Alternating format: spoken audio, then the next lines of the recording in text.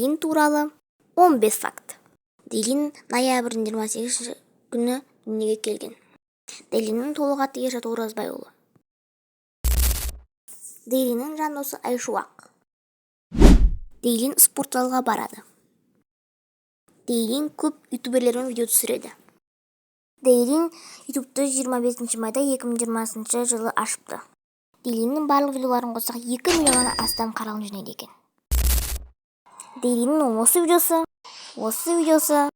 және осы видеосы. Осы видеолар миллион қаралым жинаған. Дейлиннің телеграм каналында 1600 подписчикасы бар. Дейлинде Twitch, TikTok, Instagram, Discord, Facebook аккаунттары бар. Нұрлан Қалам, Дейлин, Айшуақ үшеуі жақын дос.